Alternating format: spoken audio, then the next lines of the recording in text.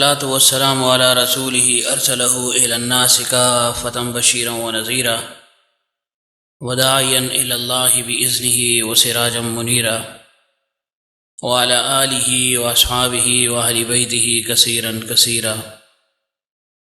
أما بعد فأعوذ بالله من الشيطان الرجيم. بسم الله الرحمن الرحيم.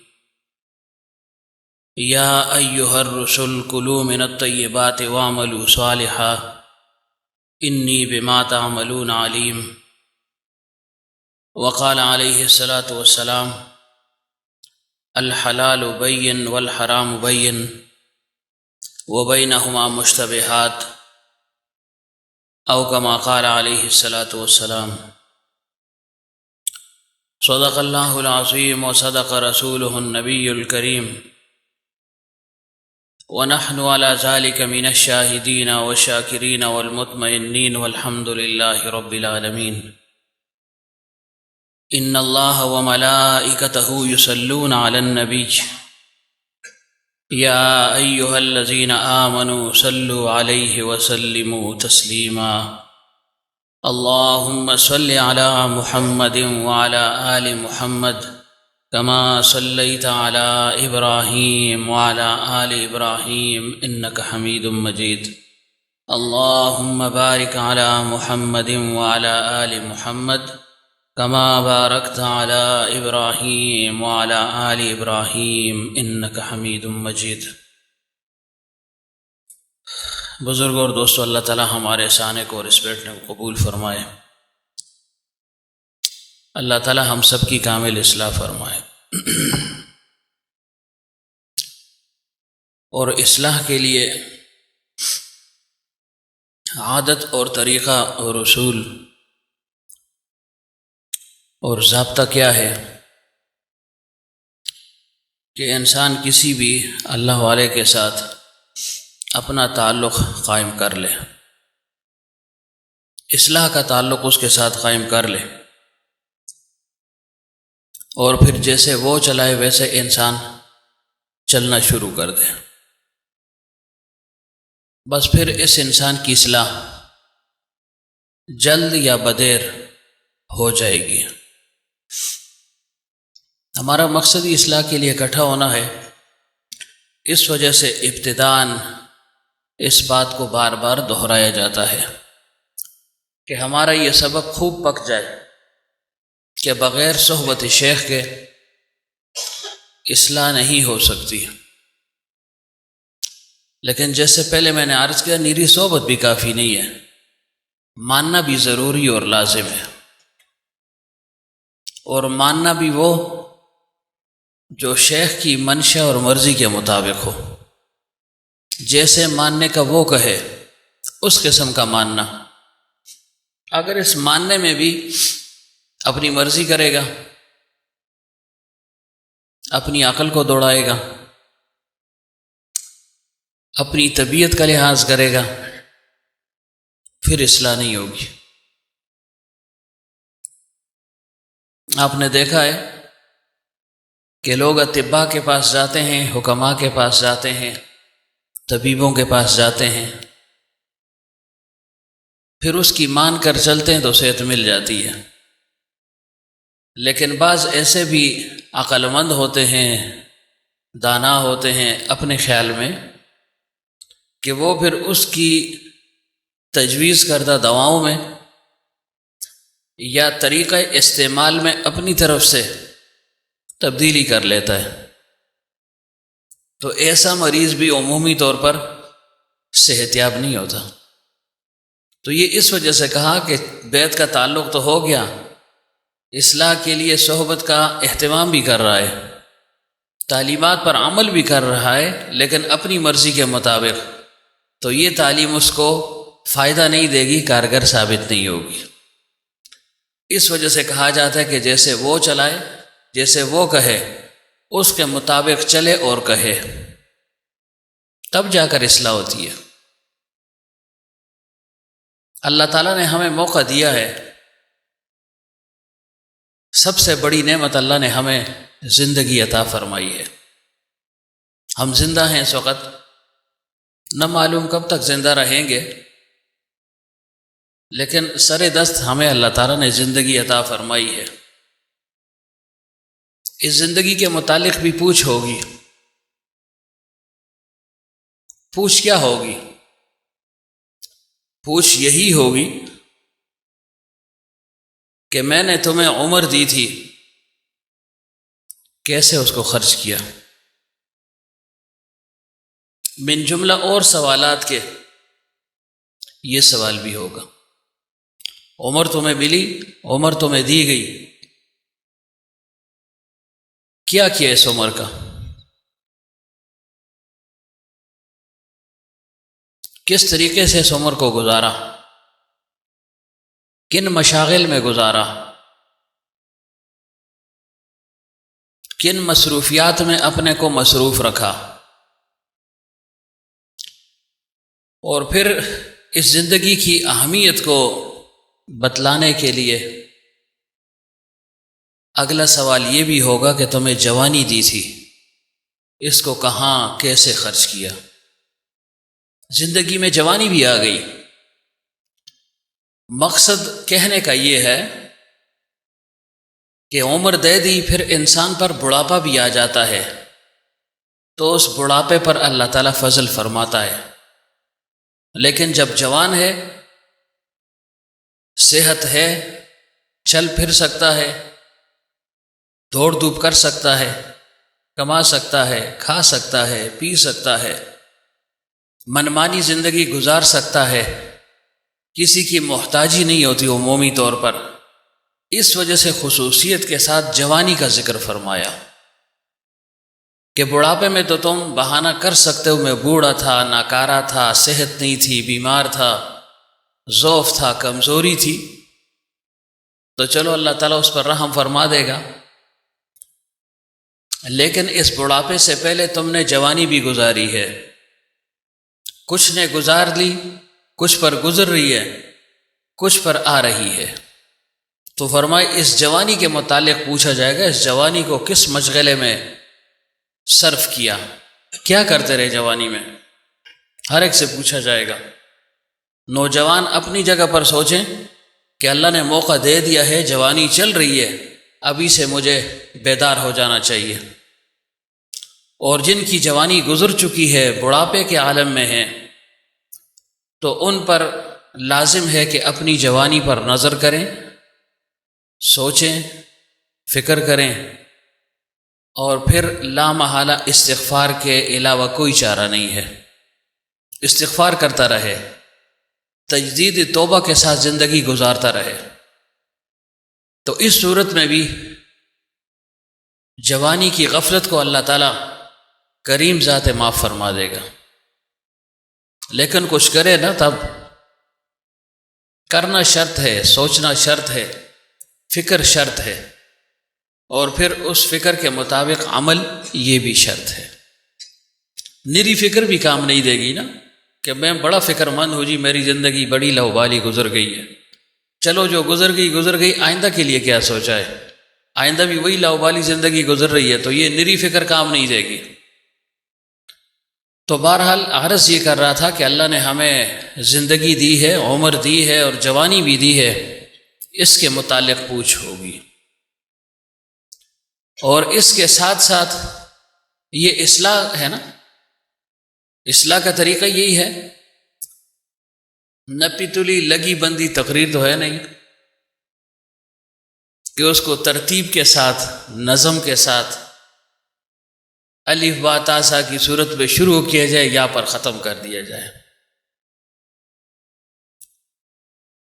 حضرت فرمایا کرتے تھے اصلاح کی راہ میں عمومی طور پر جو تقاریر ہوتی ہیں، جو واعظ ہوتا ہے، وہ بے ربط سا معلوم ہوتا ہے، لیکن فرمائے کہ اس بے ربطی میں بھی ہزارہا ربط ہوتے ہیں۔ قرآن پاک کو آپ پڑھیں، ایک مضمون شروع ہو رہا ہے، ابھی پورا نہیں ہوا، اوپر سے دوسرا مضمون شروع ہو جاتا ہے۔ ظاہر میں ربط نظر نہیں آتا، لیکن اس میں بھی ایک عجیب و غریب ربط ہے، بے ربطی میں بھی ربط ہے جو کسی کو نظر نہیں آتا۔ جو اہل بصیرت ہیں اہل علم ہیں ان کو اس کا خوب ادراک ہوتا ہے کہ آیا ربط ہے یا نہیں ہے۔ ہمارے حضرت فرمایا کرتے تھے، دیکھیں قرآن پاک کی ابتدائی آیت ہے نا، الف لام میم ذالک الکتاب لا ریب فیہ ھدی للمتقین، کہ ہم نے ایسی کتاب نازل کی ہے اس میں شک اور شبہ نہیں ہے، لا ریب فیہ، کوئی شک نہیں ہے۔ لیکن آپ نے اکثر دیکھا ہے کہ شک و شبہ پڑ جاتا ہے، شکوک پیدا ہو جاتے ہیں، شبہات پیدا ہو جاتے ہیں، لوگ ایسی باتیں کر لیتے ہیں کہ جس سے شکوک اور شبہات لامحالہ سر اٹھاتے ہیں۔ اب فرمایا کہ اگر ظاہر پر آپ سوچیں تو کچھ ربط نظر نہیں آ رہا، لیکن فرمایا اس بے ربطی میں بھی ایک ربط ہے، اول کا آخر کے ساتھ، آخر کا اول کے ساتھ، درمیان کا اگلے کے ساتھ، اگلے کا پچھلے کے ساتھ ایک خاص ربط ہے۔ اور بعض اوقات مفسرین ربط آیات کو ذکر بھی کر لیتے ہیں، لیکن فرمایا اگر اسی آیت پر سوچیں، اس کے اول اور آخر کو، آخری صورت، آخری کون سی قرآن پاک کی سورہ ناس ہے نا، فرمایا اس پہلی آیت کا اس آخری کے ساتھ ایک خاص ربط ہے جو ہمیں نظر نہیں آتا، لیکن غور و فکر کیا جائے تو ربط معلوم ہو جائے گا۔ اللہ فرماتے ہیں ہم نے کتاب نازل کی، کوئی شک نہیں ہے، شک پڑتا کیوں ہے، شک پیدا کیوں ہوتا ہے؟ آخر میں ذکر کر دیا، قل اعوذ برب الناس ملک الناس الہ الناس من شر الوسواس، فرمائے میں وسوسوں سے پناہ مانگتا ہوں۔ کس کے وسوسے؟ الخناس الذی یوسوس فی صدور الناس، جو انسان کے دل میں شبہات کو ڈالتا ہے۔ وہ کون ہے؟ من الجنت والناس، وہ شیاطین ہیں جو ہمارا ازلی دشمن ہے، اور پھر جو اس کی مان کر چلتے ہیں تو یہ بھی گویا شیاطین ہیں، اگرچہ ظاہر میں انسان نظر آتے ہیں۔ اب دیکھیں اول اور آخر کا کیسا ربط ہوا، لیکن ظاہر میں آپ کو پڑھتے ہوئے تشویش ہی رہے گی، یار شک نہیں ہے، شک پڑتا کیوں ہے؟ غور کریں گے تو آخر میں شک کا اظہار فرما دیا کہ کیوں شک پڑ رہا ہے۔ اللہ نے نفس کو پیدا کیا ہے، شیطان کو پیدا کیا ہے، شیطان نما لوگ پیدا ہو چکے ہیں، وہ آپ کے دل میں شکوک اور شبہات کو ڈالیں گے، تو گویا یہ خاص ربط ہے۔ تو عرض یہ کر رہا تھا کہ لگی بندی تقریر نہیں ہوتی، بے ربط معلوم ہوتی ہے، لیکن اس میں ربط ہوتا ہے۔ جو مسلسل آتا ہے وہ اس ربط کو جانتا ہے، اس کا احساس رکھتا ہے، اور جس کا آنا کبھی کبھار ہوگا تو یقیناً اس کے لیے یہ تقریر بے ربط ہوگی، اس کو سمجھ نہیں آئے گی کہاں سے شروع ہوا، کہاں پر اختتام ہوا، کیا معنی ہے، کیا مقصد ہے، کیا بیان ہوا۔ لیکن اس بے ربطی کے عالم میں بھی انسان کی اصلاح ہوتی ہے۔ ہم اس کے مکلف نہیں ہیں کہ ربط ہے یا نہیں ہے۔ ربط اگر رکھنا ہے شیخ سے رکھنا ہے، تعلیمات اور معمولات سے ربط نہیں ہے۔ ربط شیخ وہ حاصل ہے تو سب کچھ حاصل ہے۔ پھر تو بہرحال عارض یہ کر رہا تھا کہ اللہ تعالیٰ نے زندگی دی، نوجوانی دی، اس کی پوچھ ہوگی۔ پھر تیسرا سوال کیا ہوگا؟ اللہ تعالیٰ یہ بھی فرمائیں گے تمہیں میں نے جوانی دی تھی، قوت دی تھی، عقل دی تھی، فہم دیا، دانش دی، ان ساری چیزوں کو بروئے کار تم نے لایا، اور تم پر میں نے اپنا اور اپنے والدین، اپنی اولاد، اپنی بیوی کا نان نفقہ واجب اور فرض کر دیا تھا۔ تم کما رہے تھے، کمانے کا ڈھنگ تمہیں میں نے سکھایا۔ ظاہر میں تمہاری حرکت ہے، تمہارا نام ہے، لیکن اس کے پیچھے عقل کار فرما ہے، صحت کار فرما ہے، فہم کار فرما ہے۔ اللہ تعالیٰ فرماتے ہیں یہ تو میری دین ہے، میری عطا ہے، میں نے تمہیں دے دی۔ تیسرا سوال یہ ہوگا مال کس طرح کمایا، کہاں سے کمایا؟ یہ اہم سوال ہے، اور یہی ہمارا موضوع بھی ہے نا۔ آیت جو میں نے پڑھی وہ اسی کے متعلق ہے، یا ایھا الرسل کلوا من الطیبات واعملوا صالحا، کلوا من الطیبات پر عمل یہ لازم اور ضروری ہے کہ بھئی پاکیزہ کھاؤ. ظاہر اب آپ کما رہے ہیں تو اس پر سوچ رہے ہیں نا کہ پاکیزہ کما رہا ہوں یا غیر پاکیزہ کما رہا ہوں، جائز کما رہا ہوں ناجائز کما رہا ہوں، حلال کما رہا ہوں حرام کما رہا ہوں، مشتبہ کما رہا ہوں مکروہ کما رہا ہوں حرام کما رہا ہوں، کیا چیز کما رہا ہوں. کمانے کو تو کما رہے ہیں، لیکن یہ غور و فکر لازمی ہے کہ کیا چیز کمائی جا رہی ہے، کس طریقے سے کمایا جا رہا ہے، اس کے متعلق پوچھو گی. اور چوتھا سوال کیا ہوگا؟ جو کمایا اس کو خرچ کہاں کیا، کس راہ پر خرچ کیا، کس طریقے سے خرچ کیا، کن کن امور میں اس کو خرچ کیا. یہ چوتھا اور سب سے اہم اور بڑا سوال ہے. اور ساتھ پانچواں سوال علم کے متعلق ہوگا کہ جو کچھ تم نے سیکھا اس پر کتنا عمل کیا.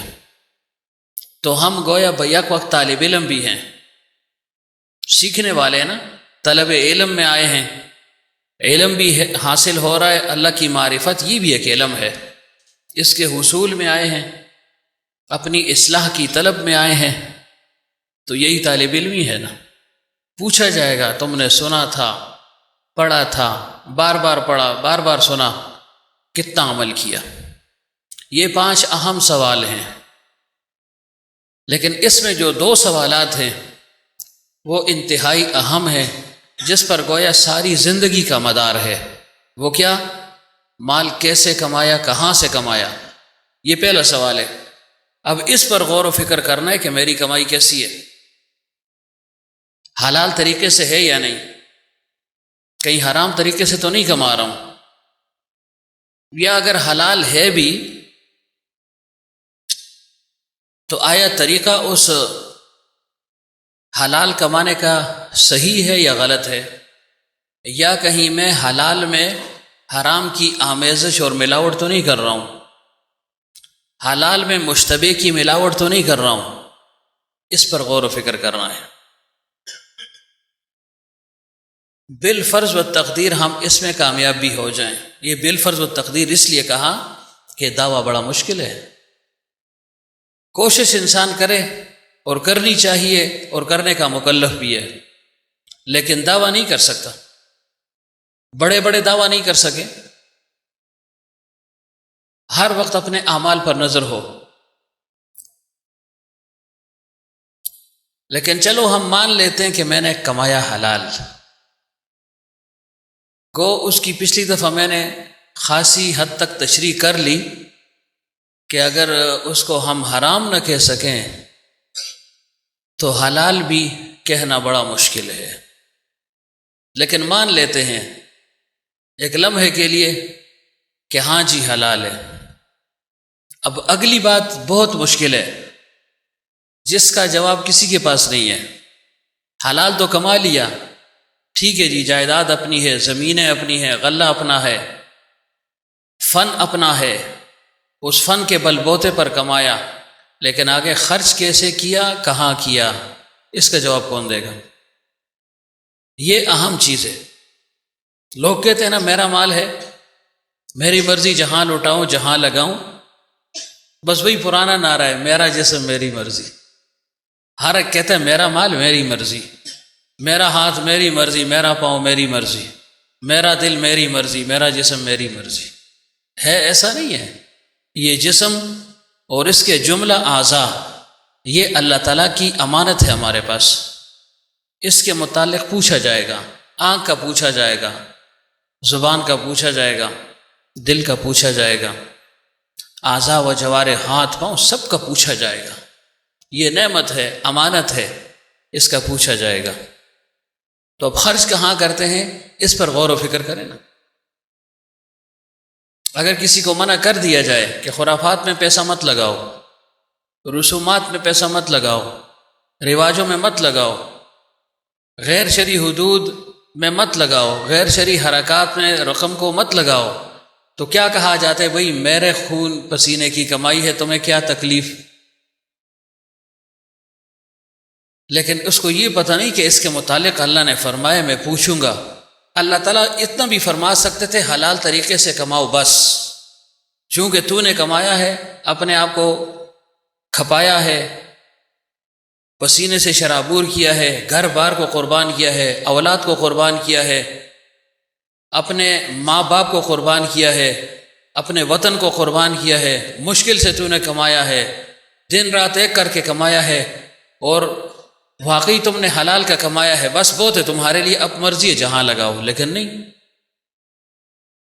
حلال کمانے کا حکم بھی فرما دیا اور پھر حرام جگہوں پر لگانے سے بھی منع کر دیا کہ نہیں، اس کا بھی میں پوچھوں گا، کہیں اس پر تم غرہ نہ ہونا جی کہ میں نے کمایا ہے نا، کون ہے مجھ سے پوچھنے والا۔ یہ عام رواج ہے دنیا کا کہ بھئی تمہیں کیا تکلیف ہے، پیسہ میرا ہے، جائیداد میری ہے، میں نے کمایا ہے، میں لگا رہا ہوں، تمہیں تکلیف کیا ہے؟ لیکن اللہ فرما رہے میں پوچھوں گا۔ تو جب اللہ تعالیٰ پوچھ رہا ہے تو معلوم ہو کہ حرام میں لگانے پر پوچھے گا نا، گو حلال میں بھی پوچھے گا، لیکن حلال پر اتنا پوچھ نہیں ہوگی، پوچھ تو مال کی ہوگی، پھر آگے پتہ چلے گا کہاں کہاں لگا رہا ہے۔ اس پر ذرا غور و فکر کریں نا، کتنی مشکل سے آپ لوگ پیسے کماتے ہیں، کتنی مشکل سے کماتے ہیں، ہر ایک سوچے نا، ہر ایک بھرپور مجاہدہ کرتا ہے، اور کماتا کیوں ہے؟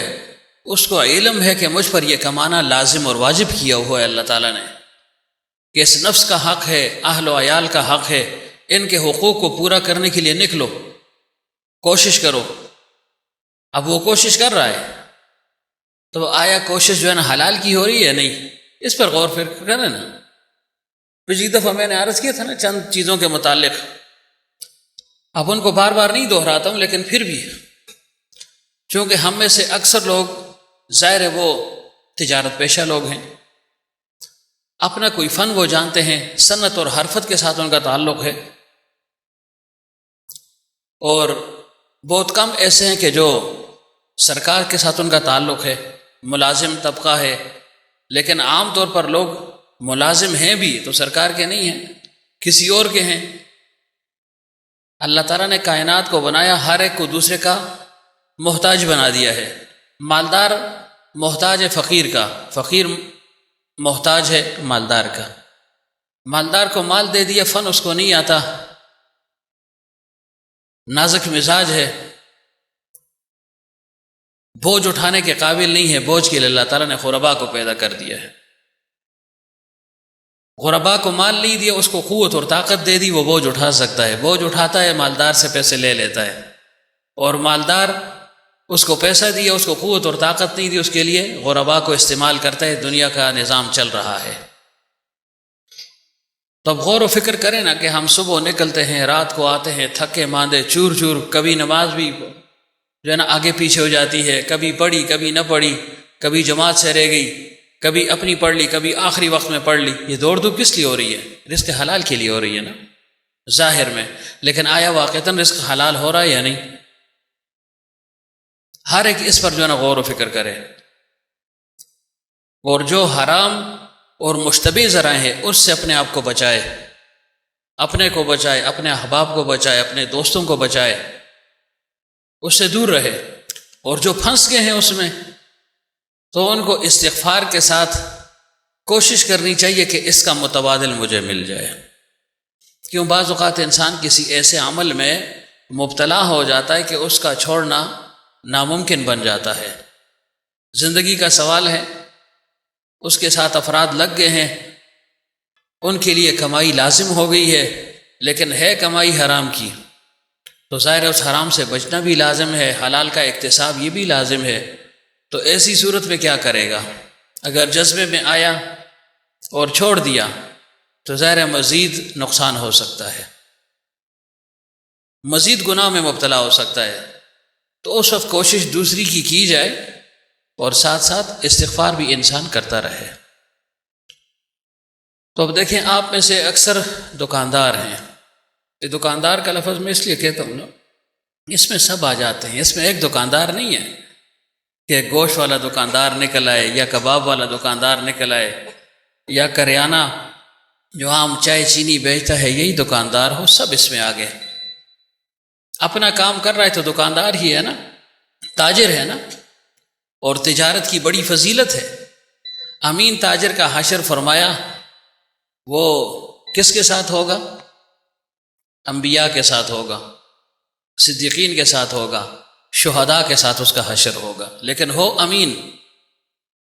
امانت اصل چیز ہے، دیانت اصل چیز ہے، حلال اصل چیز ہے۔ اب اس چیز کا ہم جو ہے نا اتنی پرواہ نہیں کرتے، ہم کہتے ہیں بس ٹھیک ہے کما رہا ہے، حالانکہ یہ علامات قیامت میں سے کہ آخر میں حرام اتنا بڑھ جائے گا کہ لوگوں کو حلال کی پرواہ ہی نہیں ہوگی کہ میں کیسے کہاں سے کما رہا ہوں، بس کہہ رہے ٹھیک ہے کمایا جا رہا ہے، حلال کا اہتمام نہیں ہو رہا۔ اور میں نے پہلے بھی عرض کر دیا کہ ہم اگر حلال کما بھی رہے ہیں اس میں ہم حرام کی آمیزش خود ہی کر لیتے ہیں، اس سے اپنے آپ کو بچائیں۔ کچھ ذرائع ایسے ہیں جو براہ راست ناجائز اور حرام ہیں، مثلا فوٹوگرافی، ہم میں سے شاید کوئی نہ ہو لیکن یہ بھی ایک ذریعہ ہے نا کمانے کا۔ بلا وجہ بغیر کسی ضرورت شدیدہ کے جاندار کی تصویر نکالنا، اس کو فروخت کرنا، اس کی پینٹنگ کرنا، مورتیاں بنانا وغیرہ یہ حرام ہے۔ پیغمبر صلی اللہ علیہ وسلم نے فرمایا مصور کو حکم دیا جائے گا کہ اس تصویر میں اب جان بھی ڈالو، تم نے تصویر نکالی تھی اب اس میں جان ڈالو۔ اور پھر جو تصویر نکالی گئی ہے چاہے اپنی ہے، پرائی ہے، رشتہ دار کی ہے یا غیر رشتہ دار ہے، جس کی بھی ہے، اللہ تعالیٰ اسی کے ذریعے سے اس کو معذب فرمائیں گے۔ عذاب اسی جو فوٹو جو تصویر سے نکالی ہے، اللہ تعالیٰ اس کو شکل اور حرکت اور قوت دے دے گا، اسی کے ذریعے سے اللہ تعالیٰ اس کو عذاب میں مبتلا کر دے گا۔ تو اگر کسی کا یہ مشغلہ ہے تو اس مشغلے سے وہ باز آ جائے۔ اس تفصیل میں نہیں پڑھنا چاہتا ہوں جائز اور ناجائز، کون سی جائز کون سی ناجائز، یہ آپ کا معاملہ نہیں ہے، نہ آپ اس کو سمجھتے ہیں، یہ فقہی مسئلہ ہے، یہاں تک آپ کی رسائی نہیں ہے۔ لیکن اتنا ضرور ہے کہ تصاویر نکالنا اور پھر اس کو بیچنا، پھر اس کی کمائی، یہ سب جو ہے نا حرام میں آتی ہے، اس سے اپنے آپ کو بچائیں۔ دوسرا، ذخیرہ اندوزی سے اپنے آپ کو بچائیں۔ دیکھیں حلال ہے اس میں حرام کی آمیزش ہو گئی۔ پیغمبر صلی اللہ علیہ وسلم نے فرمایا جو غلے کو روک دے یہ ملعون ہے، جو غلے کو روک دے اس پر اللہ تعالیٰ کا غضب ہے اور فرشتوں کی لعنت ہے۔ فرمائے جو غلے کو روک دے 40 دن تک خصوصیت کے ساتھ روک دے، فرمائے یہ جہنم کا مستحق ہو گیا۔ اور فرمائے ایسے وقت میں اگر روکے کہ جب لوگوں کو انتہائی ضرورت ہے اس کی، لیکن اس نے ذخیرہ کر دیا ہے، باہر نہیں نکالتا، فرمائے اللہ تعالیٰ اس کو براہ راست جہنم میں ڈالیں گے۔ تو سوچیں نا، آیا آپ وہ کام تو نہیں کرتے؟ اگر نہیں کرتے الحمدللہ، لیکن کرتے ہوں گے۔ ہر ایک کوشش کرتا ہے، چیز مہنگی ہو گئی ہے یا مہنگی ہو رہی ہے، امکان ہے بھائی روک لو اس کو ذخیرہ اندوزی کہتے ہیں۔ تمہیں کوئی نقصان نہیں ہو رہا، اس میں آپ سب لوگ آتے ہیں، اچھا اطباء، ڈاکٹر حضرات، طبیب سب آتے ہیں، آپ کو دوائی مل گئی مثلا اس کی قیمت 250 روپے، ٹھیک ہے جی، اور چل کر وہ دوائی ہفتے 2 کے بعد 300 کی ہوگی مثلا، تو آپ یہ کہہ سکتے ہیں کہ بھائی 300 ہو گئی ہے، مارکیٹ ریٹ بڑھ گیا ہے، میں تو 300 میں دوں گا۔ دینا الگ بات ہے، لیکن اس کے لیے اگر آپ روک رہے ہیں، اس کو دوائیاں روک دی آپ نے کہ چلو آئندہ امکان ہے بڑھنے کا، اسی کو ذخیرہ اندوزی کہتے ہیں۔ ظاہر یہ ہے کہ انسان کا حرج ہو رہا ہے، ایک مسلمان کا حرج ہو رہا ہے، اس حرج کے متعلق تم سے پوچھا جائے گا۔ حالانکہ اگر آپ سوچیں نقصان کچھ نہیں ہے، کیوں؟ فائدہ آپ کو مل گیا ہے، 250 پر بھی آپ کو فائدہ مل رہا ہے، 300 میں شاید ذرا فائدہ زیادہ ہو جائے گا، یہی فائدہ ہے نا، فائدے میں آپ کو جو ہے نا اضافہ ہو جائے گا، باقی آپ کے فائدے پر کوئی اثر نہیں پڑتا۔ لیکن اس کے لیے بھی جو ہے نا کیا کیا کرتب فیصل اور دوسرے حضرات کرتے ہیں، اوپر اپنا لیبل لگا دیا، نیچے کچھ اور ہے اوپر کچھ اور ہے۔ ہاں کمپنی اگر پیچھے سے لگاتی ہوئی بھیج رہی ہے تو وہ الگ سی بات ہے، لیکن بات خود بھی بڑے ہوشیار ہوتے ہیں، خود بھی شاہ صاحب ہے ٹھپلا تھا، ٹھپلا دوائی مہنگی ہوگی ہے، تو بڑی معمولی باتیں نظر آتی ہیں یہ. اب یہی جو ہے نا حلال اور حرام، اسی پر جو ہے نا اس کا نتیجہ مرتب ہوگا کہ کیا کر رہا ہے ایک آدمی. تو بہرحال اس چیز سے جو ہے نا اپنے آپ کو بچائیں، ذخیرہ اندوزی سے اپنے آپ کو بچانا ہے، حرام سے تو بچانا ہی بچانا ہے. پیغمبر صلی اللہ علیہ وسلم نے فرمایا جو ایک لقمہ حرام کا کھا لے 40 دن تک اس کی نماز قبول نہیں ہوتی. نماز قبول نہیں ہوگی، فریضہ ساقط ہو جائے گا، نماز کو چھوڑے گا نہیں. یہ نو نماز ہی چھوڑ دے کہ جی قبول ہی نہیں ہوتی چلو چھوڑو، نہیں، قبولیت الگ چیز ہے اور فریضہ ادا ہو جانا یہ الگ چیز ہے. اس وجہ سے اگر کوئی کسی گناہ میں مبتلا ہو تو اس کو اس کی جانے والی نیکی سے نہ روکا جائے. عام فطرت کیا ہے، رواج کیا ہے، ہماری خصوصیت کیا ہے؟ اگر کوئی فرض کرو نمازی ہے لیکن خدا نخواستہ ساتھ ساتھ وہ سود کا کام کرتا ہے، سود خور ہے، تو ہم کہتے ہیں تمہاری نماز کا فائدہ ہی کیا ہے، پڑھی نہ، اس کو نماز سے بھی نکال دیا. حالانکہ یہ دو الگ الگ کام ہیں. نماز پڑھنا اپنی جگہ پر فرض ہے، سود نہ کھانا اپنی جگہ پر فرض ہے. اب ایک گناہ کی وجہ سے دوسرے کی نیکی کو ہم برباد کر رہے ہیں یا اپنی نیکی کو برباد کیا جا رہا ہے. مثلا ایک شخص سود خور ہے اور وہ نماز کا بڑا پابند ہے، تو یہ نہ ہو کہ وہ سود کی وجہ سے اپنی نماز ہی چھوڑ دے، کہ وہ نماز اپنی جگہ پر ایک فریضہ ہے، اس کو وہ ادا کر رہا ہے، اس کو نہ چھوڑے. البتہ جو گناہ کا کام ہے اس کو چھوڑنے کی کوشش کرے، اور لوگوں کو بھی اس کی ترغیب ہے کہ بھائی دوسروں کو کام سے مت نکالو.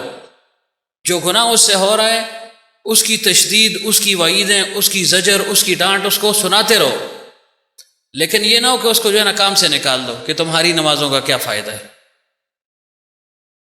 اب دیکھیے داڑھی رکھنا واجب ہے نا، لیکن فرض کرو ایک شخص ہے، اس کی داڑھی خوب جو ہے نا ایک مٹھی داڑھی ہے، شرع کے مطابق ہے، اور وہ کسی گناہ میں مثلا مبتلا ہو گیا، مثلا وہ سود کھا رہا ہے آسان الفاظ میں، یا اور کوئی حرام طریقے سے وہ کمائی کر رہا ہے، تو ہم یہ نہیں کہیں گے جیسے ہمارا طریقہ چھوڑو تو نہیں داڑھی رکھی دیا ہو، من اس داڑھی کو، نعوذ باللہ. اب داڑھی رکھنا اپنی جگہ پر ایک حکم ہے، اس کو وہ پورا کر رہا ہے، اور یہ جو حرام کاری میں مبتلا ہے یہ اپنی جگہ پر ایک گناہ ہے، تو گناہ کی وجہ سے نیکی کو جو ہے نا ختم نہ کریں. یہ ختم کرنا یہ اللہ تعالیٰ نے اپنے پاس رکھا ہوا ہے، یہ کام اللہ تعالیٰ کا ہے.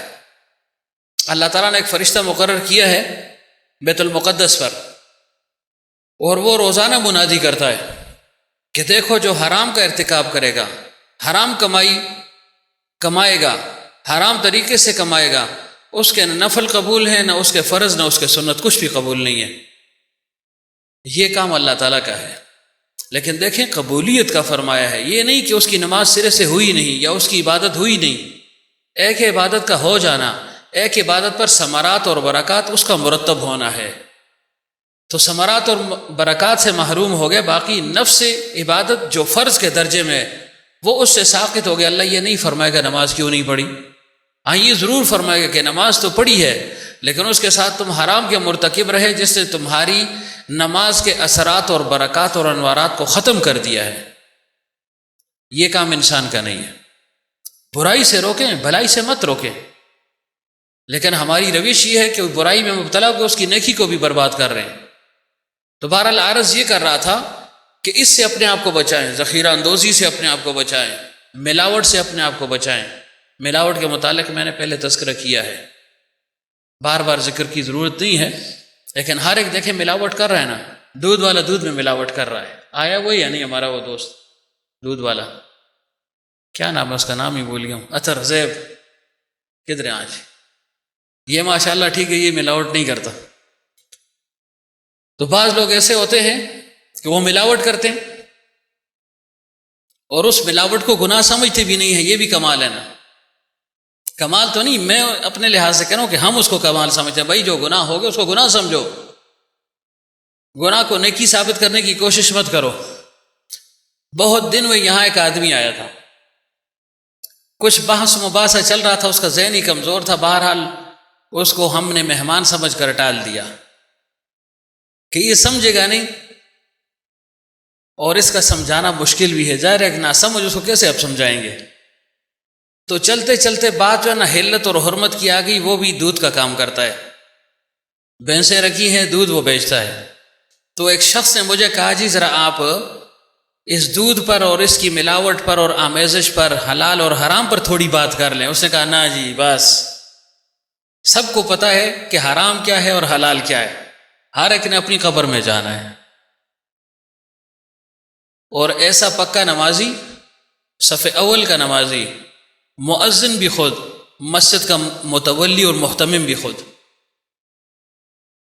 لیکن اتنی بے باکی سے اس نے کہا جی آرے کاپڑی کبرا بھی جلسی پیرو اس گلگ نہ چھیڑو۔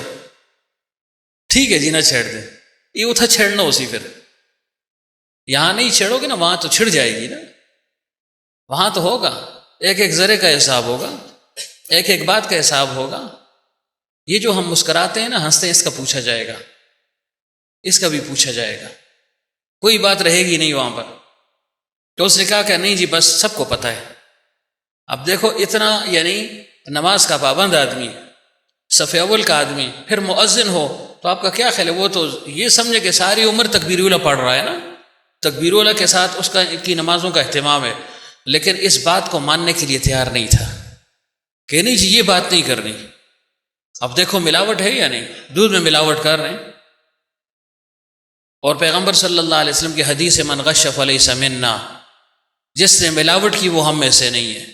پیغمبر صلی اللہ علیہ وسلم ایک دفعہ بازار نکلے، ایک شخص کو دیکھا اس کے پاس بوری پڑی ہوئی تھی، اس میں گندم تھی، غالباً گندم تھی، گیہوں گندم، اس میں ہاتھ مبارک ڈالا۔ جب ہاتھ مبارک ڈالا تو اوپر خشک دانے تھے، نیچے تر دانے تھے، یعنی نمی تھی اس میں۔ پیغمبر صلی اللہ علیہ وسلم فرمایا یہ کیا کیا ہوا ہے؟ دیکھو اس میں نمی ہے، اوپر تم نے خشک ڈالے ہوئے ہیں، اور پھر یہ حدیث پڑھی من غش فلیس منا۔ اب یہ ہمیں معمولی باتیں نظر آتی ہیں نا، اوپر آپ نے خشک رکھ دیا، اس کا وزن بھی کم ہے، نیچے جو ہے ظاہر ہے تر ہے، نمی ہے، پانی لگا ہوا ہے، اس کا وزن بڑھ گیا، لیکن ہمیں کچھ نظر نہیں آتا، یہ معمولی باتیں نظر آتی ہیں۔ اس کے متعلق پوچھا جائے گا، ناپ تول میں کمی، اس کے متعلق پوچھا جائے گا۔ حضرت امام حسن یا حسین رضی اللہ عنہما، ان میں سے ایک، ان کی عادت مبارک تھی کہ جب یہ کسی سے کوئی چیز لیتے نا، لے لی مثلا، پیسے بھی دے دیتے، پھر جو ترکڑی ہوتی ہے اس کو کیا کہیں، ترازو، اس کے دونوں طرف اس سبزی کو یا اس خریدی ہوئی چیز کو تول دیتے، اس طرف بھی رکھتے، پھر اٹھا کر اس طرف رکھ لیتے، پھر اس کو جو ہے نا اٹھاتے۔ یہ ان کا طریقہ تھا۔ ایک دفعہ ایک عورت تھی، کوئی دکاندار تھی، اس کے پاس گئے، اس سے کوئی سبزی وغیرہ کوئی چیز لے لی، ایک طرف بھی رکھا، اس کو تولا، اٹھایا، دوسری طرف بھی رکھا۔ اس نے کہا یہ کون سا طریقہ ہے؟ چیز میں نے پوری دی ہے اور پیسے آپ نے دے دیے، دوبارہ تولنے کا کیا مطلب؟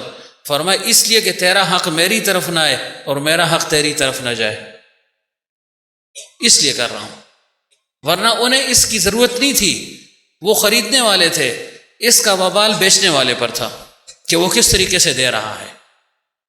اس کا اہتمام کیا کبھی آپ نے؟ آپ میں سے مرغوں والے اگر نہیں ہے تو کم از کم آپ کے دوست یار تو ہوں گے نا جو مرغ وغیرہ بیچتے ہیں، یہ ان کا کاروبار ہے۔ ایک زندہ ہوتا ہے نا، ایک یہ دکاندار جو ہوتے ہیں، وہ یہ نہ ہو کہ عرفان کو پھر جو ہے نا دوڑاتے رہو کہ یہ ہے مرغیاں لے۔ دکاندار کا کہہ رہا ہوں، اب دیکھیں جب آپ اس کے پاس جاتے کہ بھائی مرغی تول کر دے دو، تو جب مرغی آپ کو تول کر دیتے ہیں نا، جس چیز پر وہ تول ہوتا ہے اس کے ساتھ ایک من جو ہے نا وہ لگا ہوتا ہے۔ کیا لگا ہوتا ہے؟ غلاظت لگی ہوتی ہے نا، بیٹ وغیرہ اس کی لگی ہوتی ہے، آپ اس کو صاف ہی نہیں کرتے۔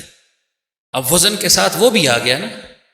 اگر آپ کہہ دیں، میں نے ایک دو دفعہ ادھر چوک میں ایک دو ہیں، ان کے ساتھ تھوڑی سی میری واقفیت تھی، میں نے کہا تو وہ بس اچھلتا سا لگے گا، یہ آپ کیا کہہ رہے ہیں جی اس نال کچھ ہوندے جی، کوئی نقصان ہوگا، اور یہ تو ہمارا نقصان ہے، یہ اگر ہٹا دیے تو وزن میں کتنا جو ہے نا بڑھوتری ہوگی، بہت ہوا تو ایک چٹاک ہوگی نا، 20 گرام ہوگی، 50 گرام صحیح، 100 گرام صحیح۔ اب اس نے 10-20 روپے کی وجہ سے اپنی ہزاروں کی کمائی حرام کر دی، اس نے کتنا بڑا جرم ہے۔ دوسرا جو میں ان لوگوں کا کیا، یہ اس لیے کہہ رہا ہوں اگر آپ میں کوئی ہے تو اس باتوں کو چھوڑ دے، اور اگر نہیں اپنے دوست احبہ ہیں تو ان تک یہ بات پہنچائے کہ بھائی تم حلال کمانے کی کوشش کر رہے ہو، لیکن دیکھو اس میں حرام کی آمیزش قصدن ارادتاً یا غیر ارادی طور پر ہو رہی ہے، اس سے اپنے آپ کو بچاؤ۔ مثلاً آپ نے مرغ خریدا، ٹھیک ہے جی، اگر آپ نے جو ہے نا غلطی سے کہہ دیا کہ پہنچے بچ رہیں، پہنچے کے کیا کہتے ہیں اس کو، ہاں پہنچے رہیں جی، وہ اٹھ اٹھ لگ سی ہو جی پہنچے نال تسی کیا کر دے ہو جی، وہ نہیں دے گا آپ کو، وہ آپ کو نہیں دے گا۔ آخو جی سروڑی رکھ نہ جی، اس نال تسی کیا کر دے ہو، پیچھے وہ ڈوبری جی جڑی ہوندی ہے وہ بھی تو سنگ نہیں دیں دے ہو۔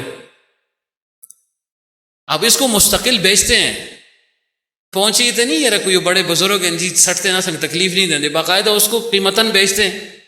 اب آپ سے اس نے قیمت پورے مرغ کی لے لی ہے، مرغ خریدتے وقت یہ تو نہیں تھا کہ اس میں سے پاؤں کے پہ جو ہے نا پیسے کاٹ دو، نہیں، اس کے ساتھ تول ہو رہا ہے، سر کے ساتھ تول ہو رہا ہے، اور وہ جو ہم غرے کہتے ہیں وہ اس کو باقاعدہ طور پر چوک میں آپ جا کر پوچھ لیں، لوگ اس کو باقاعدہ ٹکوں کی صورت میں بیچتے ہیں، باقاعدہ صاف کر کے۔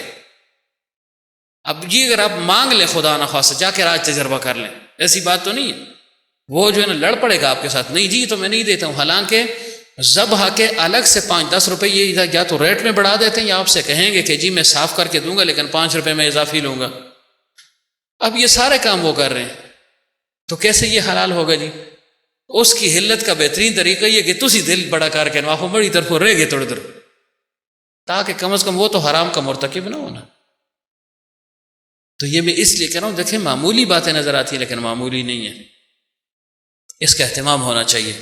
بڑے بڑے مرغ رکھیں، ان کو جو ہے نا حلت اور حرمت کم از کم اپنے آپ کو تو سمجھائیں، خود تو اس بات سے اپنے آپ کو باور کریں، آپ کو علم ہونا چاہیے۔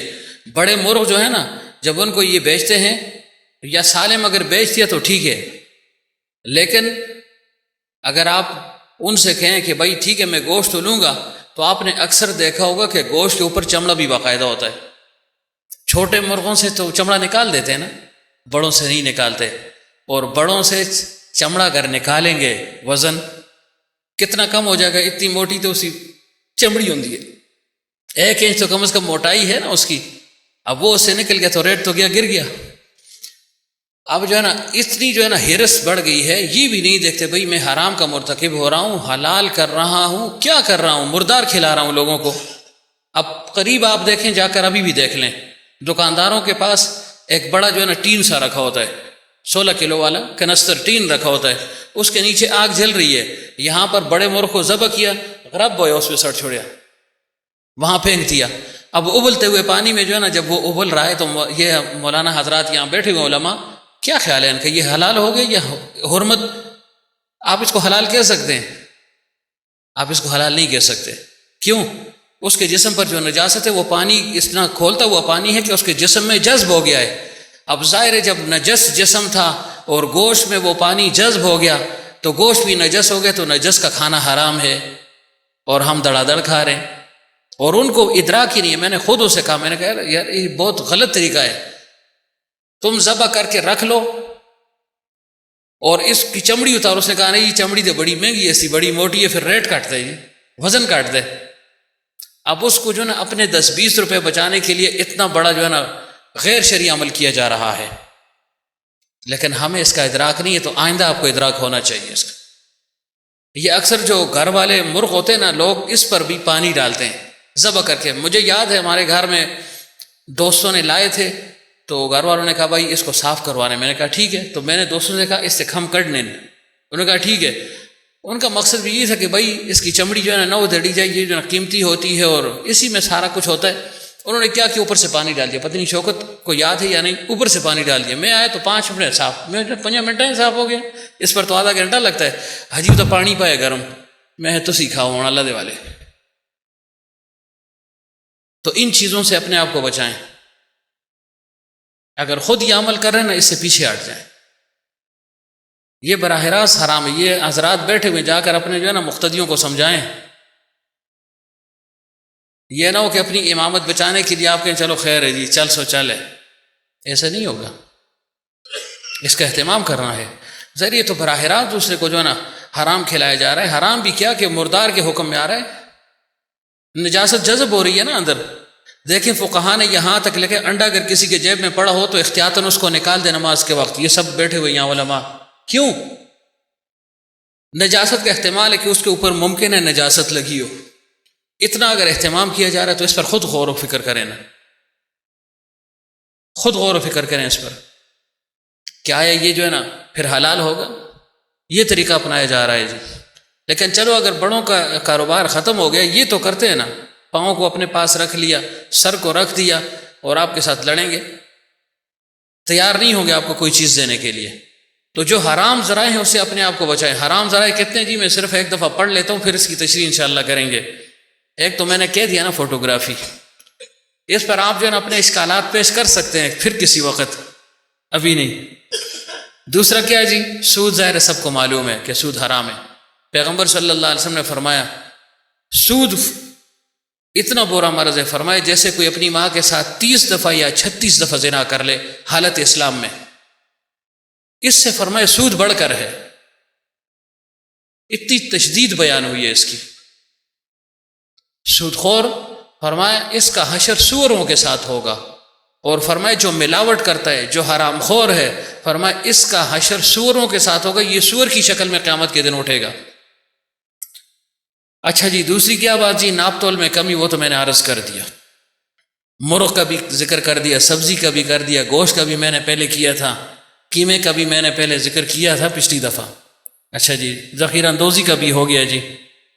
پھر اس کے علاوہ دیکھیں بینک کی نوکری، یہ جو ہے نا حرام ہے۔ اگر کوئی اس کا مرتکب ہو چکا ہے تو اب استغفار کرتا رہے، استغفار ہی اس کا ذریعہ ہے نا۔ لیکن اگر کوئی اس نوکری میں لگا ہوا ہے تو فی الفور چھوڑے بھی نہ، حلال کی تلاش کرے، استغفار اور توبہ کرتا رہے، حلال مل گیا تو اس سے جو ہے نا پھر برات کر لے۔ کیوں؟ فی الفور اگر جذبہ آ گیا کہ وہی چھوڑ دو تو ابھی تو کچھ نہ کچھ دان نفقہ مل رہا ہے، اور پیغمبر صلی اللہ علیہ وسلم نے فرمایا جب اس پر فقر آ جائے گا، یہاں سے بند کر دیا، حلال مل نہیں رہا، ابھی ڈھونڈے گا، اور اس دوران اس نے چھوڑ دیا یہ سب کچھ، فرمایا فقر جب آئے گا تو فقر انسان کو کفر تک پہنچا دیتی ہے۔ اب کم از کم مسلمان تو ہے، گناہگار ہے، مسلمان ہے، لیکن اس وجہ سے وہ جو ہے نا کفر میں مبتلا ہو جائے گا۔ تو بہرحال اس کی تفصیل بھی انشاءاللہ بیان کریں گے۔ اس کے علاوہ دیکھیں جو عام سی چیز ہے جس میں جو ہے نا سب مبتلا ہے، داڑھی کا موننا، ایک مجھ سے کم کرنا، یہ کاروبار کرنا، یہ حرام ہے۔ ممکن ہے ہمارے دوستوں میں کوئی ہو ایسے جو یہاں آتے ہوں اس کام کا ارتکاب کر رہے ہیں، وہ ان کو اس کام سے توبہ کرنی چاہیے۔ سر مونڈ لیں، بال اگر تھوڑے بہت کچھ آگے پیچھے کریں، شاید کچھ نہ کچھ گنجائش نکل آئے۔ نہانے کا عمل ہو رہا ہے بس ٹھیک ہے، اللہ تعالیٰ پر توکل کریں تو اللہ تعالیٰ اسی میں برکت ڈال دے گا۔ ہمارے پاس شاید ایک دو دوست ہیں جنہوں نے یہ کام چھوڑ دیا ہے کہ وہ داڑھی نہیں موڑتے، داڑھی کاٹتے بھی نہیں ہیں۔ ظاہر ہے جو کٹوا رہا ہے وہ تو مستقل گناہگار ہے، جو کاٹ رہا ہے وہ بھی گناہگار ہے۔ اب اگر سب دکاندار یہ تہیہ کر لیں کہ بھائی گناہ تو تم کرو، مزے تو تمہارے، چلو ہمیں پیسے مل رہے ہیں لیکن تمہارے ساتھ ہم بھی اس گناہ کے مرتکب ہو رہے ہیں، تو پھر کوئی کیا کرے گا؟ زیادہ سے زیادہ یہ گھر میں کرے گا نا، دوسرا تو گناہ سے بچ جائے گا، یا یہ اس کو بھی احساس ہو جائے گا کہ بھائی یہ دن میں 2 10 20 50 روپے کمانے والا آدمی ہے اور میں یہ اپنے آپ کو گناہ سے بچا رہے تو میں کیوں اپنے آپ کو نہ بچاؤں۔ اس وجہ سے باعتبار اکثریت کے ان کی آمدنی وہ بھی حرام ہے۔ میں نے باعتبار اکثریت کہا ہے، کیوں؟ ظاہر ہے سر منڈوانے والے بھی تو جاتے ہیں نا، جمعے والے دن غسل والے بھی جاتے ہیں، اس کے علاوہ بھی لوگ جو ہے نا غسل وغیرہ کے لیے جاتے ہیں نا، بال وغیرہ ٹھیک کروا دیے اس کے لیے بھی جاتے ہیں، مونچھوں پر جو ہے نا اسرا پھروا دی یا قینچی لگوا دی، کچھ نہ کچھ کمائی تو اس سے بھی آ جاتی ہے۔ لیکن میں نے باعتبار اکثریت کے کہا ہے۔ یہ ہو گیا جی۔ اب منشیات جو ہے نا اس کا استعمال تو ہے ہی گناہ، اس کا بیچنا یہ بھی گناہ ہے۔ منشیات کے ذریعے سے کمائی کر رہا ہے، یہ تو حرام در حرام ہے۔ اب ایسے آدمی کی دعوت قبول کرنا جائز ہے؟ ذرا اس پر بھی غور و فکر کریں۔ حرام کاری میں صراحتاً مبتلا ہے، حرام ذرائع سے کما رہا ہے، تو اس کی جو ہے نا دعوت کو قبول کریں۔ شاہ صاحب آتے ہیں یاری ختم ہو جلسی، یاری کو برقرار رکھ رہے ہیں اور جو ہے نا شریعت کو پامال کیا جا رہا ہے، تو اس سے بھی احتراز کرنا چاہیے۔ کوئی جو ہے نا ہیلا بہانہ کر لیں، جھوٹ آپ کتنے بولتے ہیں، ایک جھوٹ ہی بھی صحیح نہ، یہ شریعت کے لیے جھوٹ ہوگا، یہ اپنے بچاؤ کے لیے جھوٹ ہوگا، تو یہ جھوٹ پھر حلال ہے اور جائز ہے۔ تفصیل انشاءاللہ آئندہ بیان کریں گے. سود بھی ہو گیا. لاٹری یہ جو آپ کہتے ہیں جی وہ کیا کہتے ہیں اس کو، پرائز بانٹ کے، کیا یہ بھی حرام ہے. لوگ آتے ہیں دعا کرو جی، اتنے بے حیا دعا کرو جی مڑی لاٹری نکل آوے میں تو مکڑ نال تباہ کر دیں. دعا میں توڑے واسطے کراں، دعا کرو جی. اچھا جی، بینک کی نوکری بھی ہوگی. عام جو صنعت کار ہیں آپ میں سے، مثلا کوئی بڑھئی ہے، مستری ہے، ترخان ہے، اب جو ہے نا ان کے دھوکوں کو دیکھیں. یہ ٹھیکیدار صاحب بیٹھے ہوئے ہیں، یہ بھی ہے ایک اس میں کام انہوں نے پہلے یہ کیا ہوگا، اب ٹھیکیدار بن گئے ہیں کہ جی میں نے تو یہ کام کیا نہیں. پدرم سلطان بود، یہ پدرم سلطان بود والے لوگ ہیں. اب ان کو دھوکوں کو دیکھیں. اللہ نے کتنا اچھا فن دیا ہے. پیغمبر صلی اللہ علیہ وسلم نے فرمایا جو کسی فن میں مہارت حاصل کر لے اس پر اللہ کی رحمت نازل ہوتی ہے. جب غالباً مسجد نبی صلی اللہ علیہ وسلم یا کوئی اور مسجد بن رہی تھی، ایک صحابی تھے وہ گارا بڑے اچھے طریقے سے بنا کر لگاتے تھے. پیغمبر صلی اللہ علیہ وسلم اس کو دیکھا تو بڑے خوش ہوئے. فرمایا یہ کام تم ہی نے کرنا ہے، یہ تم اس فن کے ماہر ہو. اور فرمایا جو کسی فن میں مہارت حاصل کر لے، دیانت کے ساتھ کام کرے، اس پر اللہ کی رحمت نازل ہوتی ہے. اب یہ فن ہے نا، دیواروں کو اٹھانا، نیچے سے بنیاد اٹھانا وغیرہ وغیرہ. اب ان کو دھوکوں کو دیکھیں، حلال میں حرام کی آمیزش کر رہے ہیں. دیہڑی پر دیکھیں، ان کو ٹھیکے میں دیکھیں. دیہڑی میں جو ہے نا یہ کہیں گے نہیں جی 4 بج گئے نا بس اتھا کرنڈی سٹی بجول جی وہی مثالہ رہ گئے. اس طرح ریت شہد پاؤ کل استعمال کر سائیں، اس طرح کچھ نہیں ہوتا، کچھ نہیں ہوتا جی. اور اگر آ گیا ٹھیکہ تو پھر ساری رات لگے رہیں گے. کیوں؟ پھر کہیں گے وہ پیرو، او جی شاہ صاحب، فلانا صاحب، ڈاکٹر صاحب، فلاں صاحب، یہ جی میں ہے ان کا کام مکاؤ. بیچارے بڑے تانگ ہوئے دن، کارالے سارے در بدر ہوئے دن، ان کا کام جلدی مکاؤ جی. دب سدب ہے، پھر نہ نماز نہ روزہ کچھ بھی نہیں. اور اگر دیہڑی ہوئی تو پھر ادھر کش لگ رہا ہے، وہاں جا رہا ہے، ادھر جا رہا ہے، ادھر جا رہا ہے. بات وہی فرمایا تھا نا کہ جب یہ کام ہم نے ابتدا میں شروع کیا تو وہ جو کاریگر اس پر لگائے ہوا تھا تو وہ غائب ہو جاتا زور کی نماز کے بعد، غائب غائب غائب غائب 1.5 گھنٹے کے بعد آ جاتا. چلو آدھا گھنٹہ پونا گھنٹہ کھانا اور ساتھ نماز. تو وہ جب آتا تو حضرت فرماتے بھائی بہت وقت تم نے لے لیا ہے، نماز تو ہم نے بھی پڑھی، کھانا ہم نے بھی کھایا. وہ سائے نا جی مڑے یہ معمول ہے، میں زور دی نماز بھی سورہ یاسین پڑھ دوں نا، میں زور کی نماز میں سورہ یاسین پڑھتا ہوں. اور جب ٹھیکا ہو تو پھر اس کو قل واللہ احد بھی، اس سے بھی توفیق نہیں ملتی. اب یہ دھوکہ ہے یا نہیں، اس پر سوچے نا، کتنا بڑا دھوکہ ہے. اللہ نے تمہیں فن دیا ہے، اب تمہاری دیہڑی اور جو ہے نا ٹھیکے میں اگر فرق ہے تو حرام کر دیا خود بخود تم نے. اور یہ تو بالکل اس کی نظائر موجود ہیں، ہمیں معلوم ہے، مشاہد ہے. اپنے دوستوں میں شاید 2-3 ایسے ہیں جو یہ کام نہیں کرتے، لیکن بیتبار اکثریت کے لوگ یوں ہی کرتے ہیں. چلیں اس کے متعلق واقعات ہیں پھر وہ ذکر کر دوں گا. اگلی بات، آپ میں اساتذہ کرام بھی بہت سارے ہیں. ابھی جو ہے نا یہ فضا پھیل رہی ہے، سالم احمد وغیرہ وغیرہ سب سن لیں، پرنسپل صاحب وغیرہ سب جی. ابھی امتحان شروع ہو جائے گا، مارچ قریب ہے انشاءاللہ. امتحانی ڈیوٹیاں لگوائیں گے اپنی. کس لیے لگاتے ہو؟ کیا تمہارا منشا ہے؟ اگر وہاں سے لگ گئی تو ٹھیک ہے، تم کیوں لگوا رہے ہو؟ اور میں ساری عمر ٹھپری کھا رہے ہیں، ذرا تھیندا ہوا حرام کی جو ہے نا روٹیاں کھاؤں گا. 1 سال تک حلال کا اہتمام کرتا رہا، 11 مہینے، 20 دن 25 دن 30 دن کے لیے حرام کا مرتکب ہو گیا. کتنا بڑا جو ہے نا گناہ ہو گیا کہ اپنے 11 مہینے کی محنت کو جو ہے نا برباد کر دیا اس شخص نے. لوگ پیسے دیتے ہیں، تعلقات کو لڑاتے ہیں، میری ڈیوٹی لگائی جائے. لوگ شکر کرتے ہیں بھائی میں گھر میں بیٹھ جاؤں. اب اگر اس شخص کو کہو نا کہ بھائی گھر سے باہر 1 رات خانقاہ گزار دو یا کسی مسجد میں گزار دو یا تبلیغ میں چلے جاؤ، نہیں نہیں نہیں، بالکل نہیں. عبد الوحید کے نا جی کار پہ چلو گئے تو ڈپٹی یار جی وہاں کرو مڑی بھی ڈپٹی لگ جلے. اچھا ماشاء اللہ، کیوں تو ڈپٹی لوال دے؟ خیر ہے پرائیاں روٹیاں کھاساں، غیرت تھی تساں میں نیند. اس وقت ان کو بیوی بھی یاد نہیں ہوتی، بچے بھی یاد نہیں ہوتے، نہ اپنی غمی خوشی کا کوئی جو ہے نا اہتمام ہوتا ہے، نہ اس کی فکر ہوتی ہے. ڈیوٹی لوا لو جی مڑی. کیوں؟ مستقل وہ جو ان کو ملیں گے وہ تو ہیں 10-20 ہزار. ہاں کوئی مجبور ہو اور وہ حلال کا اہتمام کر سکے تو گنجائش ہے، میں یہ نہیں کہتا ہوں، لیکن مقصد کیا ہے آخر؟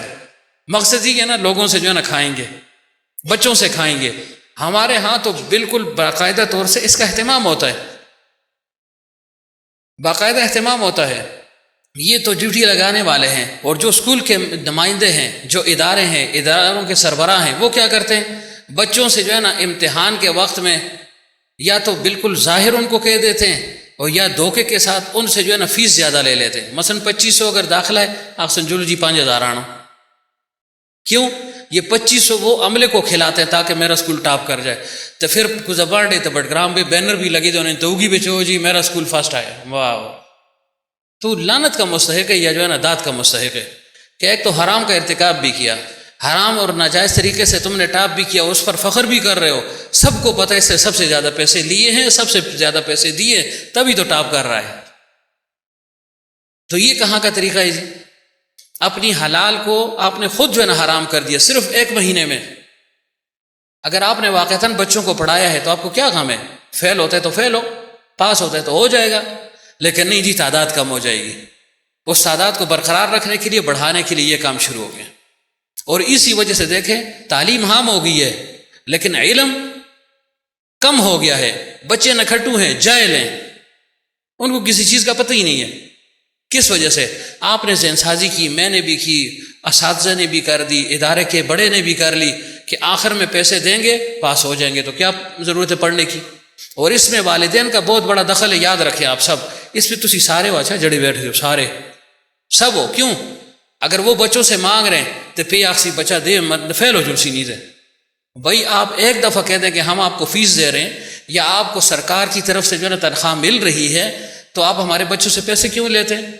لیکن ادھر ہمیں بھی جو نا شوق ہے کہ ہمارا جنک فٹافٹ ڈاکٹر بن جو لے، بس ادھر 10ویں کرے تو ڈاکٹر بن جو لے، ماؤ دے ٹیڑا جو نکلے ڈاکٹر بن جو لے.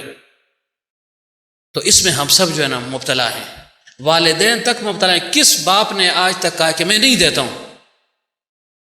اور اگر باپ نے کہا میں نہیں دیتا ہوں تو 100 اور اٹھ جل سن، او جی یہ خانقاہ جاتا ہے، تبلیغ میں بھی جاتا ہے اور علماء کے پاس بیٹھتا ہے، ذہن ہی خراب ہو گیا ہے. یہ جو ہے نا تھوڑی سی جو ہے نا اس پر مجذوبیت کا غلبہ ہو گیا ہے، اس وجہ ذرا گرم ہے، چلو میں دے دیتا ہوں. ادھر بھائی نے دے دیے، ادھر چچا نے دے دیے، ادھر بھانجے نے دے دیے، ادھر جو ہے نا بھتیجے نے دے دیے، اور جو ہے نا میں خوش ہوں میرا بچہ فرسٹ آ گیا ہے. بہت افسوس. اس سے تو وہ جو ہے نا 3rd کلاس میں پاس ہو جائے یہ بہت بہتر ہے، بہت بہتر ہے. پرانی بات ہے، بچے ظاہر ہر ایک کی خواہش ہوتی ہے کہ جی میں امتحان وہاں دوں جہاں ذرا آزادی ہو. تو میں نے کہا یہ کام نہیں ہوگا، تم فیل ہو جاؤ، یہ مجھے پسند ہے، لیکن یہ لیبل میں اپنے اوپر نہیں لگانا چاہتا کہ فلانے دا جندک اتھان کے امتحان دے. پڑھے ادھر اور امتحان بٹگرام میں دے. یہ کیوں؟ پڑھے ادھر اور جو ہے نا امتحان وہ کاغان میں دے، پڑھے وہ ادھر اور امتحان جو ہے نا وہ کون سا نکا یہ پربات کی طرف جہاں پر کوئی جاتا ہی نہیں ہے، ادھر جو ہے نا اس کو وہاں پر داخلہ دلوا دیا، وہاں پر جا کر امتحان دے رہا ہے. کیوں؟ اسی وجہ سے دے رہا ہے نا. اور جانے سارے نہیں ڈاکٹر بن دے. جب اس نے ڈاکٹر نہیں بننا، جب سب نے انجینئر نہیں بننا، تو اگر اس کے 500 نمبر ہیں پھر وہ اور 700 والا برابر ہے، 700 اور 900 والا برابر ہے. تو کیوں جو ہے نا اپنے آپ کو حرام میں مبتلا کر رہے ہیں؟ اپنی اولاد کو حرام کی تربیت ابھی سے دے رہے ہیں. یہ بچے کبھی نہیں پڑھتے. پھر آپ کتنی بھی لاکھ کوشش کریں، آپ کہیں گے بچہ پڑھتا کیوں نہیں ہے؟ اس کے پیچھے یہ جو ہے نا عمل کار فرما ہے. تو کتنا بڑا گناہ ہے، اس گناہ سے اپنے آپ کو بچائیں سب. اللہ تعالیٰ نے جو روزی لکھی ہے وہ آپ کو مل کر رہے گی، اس دیانت پر ملے گی، لیکن ہم اس دیانت کو برداشت نہیں کر سکتے، اس کے لیے تیار نہیں ہیں. اب مزید کیا جی؟ مزید اور بھی بہت سی ہیں، لیکن خصوصیت کے ساتھ. یہ امتحانی ڈیوٹی والا ہو گیا نا. نااہل کی سفارش کی جاتی ہے، مڑے پترک پارتھی کرے ہو جی، پھر پوچھتے بھی ہیں جی پیسے دینا جائز نہیں ہے نا. پھر جو ہے نا بندوق سے موڑے رکھتے ہیں، ہاں جی خطیب صاحب، مولوی صاحب فلاں جگہ میں انٹرویو دے رہا ہوں اور جو ہے نا ہر طرف سے پیسے چل رہے ہیں، دوں یا نہ دوں. اس میں تفصیل ہے. اگر آپ کو 100% یہ باور ہو، یقین ہو کہ میں اس کا حقدار ہوں اور اس پیسے کی وجہ سے میرا حق مارا جا رہا ہے، تو وہاں پر گنجائش نکالی ہوئی ہے. لیکن اییا نا 10ویں دودھ کی تھی دیا تھا ہم وقت پارتھی کرن، کیوں؟ اگلی 12ویں کی تھی، کسی 14ویں کی تھی، کسی 16ویں کی تھی دیا، تو آتے میں پارتھی ہو جانا. تو یہ بات ناجائز، اور والدین اس کے لیے بھرپور کوشش کرتے ہیں، ناراض نہ ہونا. اس کے علاوہ دیکھیں اب وقت پھر کافی اوپر ہو گیا ہے. یہ جو ہم بیمار پڑ جاتے ہیں نا، اب اس کے لیے میڈیکل جو ہے نا جھوٹ موٹ کا لکھوا دیتے ہیں. حلال میں حرام کی آمیزش ہوئی یا نہیں؟ اگر سرکاری میں تم جا کر داخل ہو گئے، جو بھی ہو گئے، وہاں تمہارا وہ بن گیا، کیا کہتے ہیں اس کو،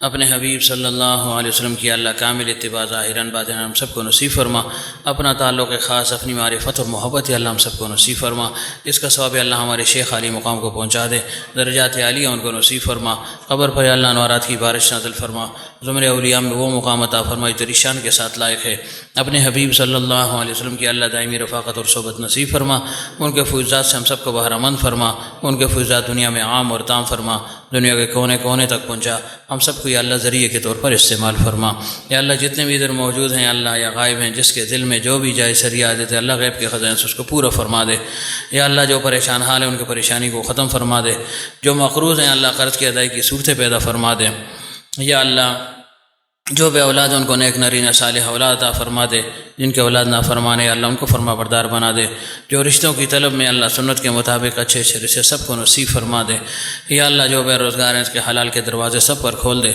اس کے حلال ہم سب کو وسیع فرما دے، وسعت اور فراخی نصیب فرما، فقر و تنگدستی سے اللہ ہم سب کو محفوظ فرما دے، یا اللہ جتنے بیمار ہیں اس محفل میں، گھروں میں، اسپتالوں میں، جہاں کہیں بھی ہیں اللہ سب کو صحت کاملہ عاجلہ دائم و مستمرہ نصیب فرما، اس بیماری کی رحمت کو اللہ صحت کی رحمت میں بدل دے، جلد از جلد سب کو کامل اطمینان قلب اور سکون نصیب فرما، یا اللہ جتنے بھی یا اللہ دوست احبہ یا اللہ دینی مدارس کے اللہ اسکول کالجز وغیرہ کے امتحان دے رہے ہیں، دے چکے ہیں، آئندہ دیں گے اللہ سب کو شاندار کامیابی عطا فرما، دنیا اور آخرت کی اللہ عزتیں ہم سب کو نصیب فرما، دنیا اور آخرت کی اللہ ذلت اور رسوائی سے اللہ ہم سب کو محفوظ فرما دے، یا اللہ جتنے بھی ہمارے عزیز اقارب رشتہ دار دوست احباب پیر بھائی مسلمان دنیا سے جا چکے ہیں اللہ سب کو بخش دے، سب کی قبروں کو منور فرما، آنے والی منازل سب کے لیے آسان فرما، برزخی جتنی خوشیاں بندہ مومن کے لیے تو نے رکھی اللہ بتمام ان کو نصیب فرما، ہمیں بھی یا اللہ ایک سخت سفر کی تیاری کی توفیق عطا فرما، یا اللہ ان دونوں خانقاہوں کو نفخ صور تک سرسبز اور شاداب رکھ،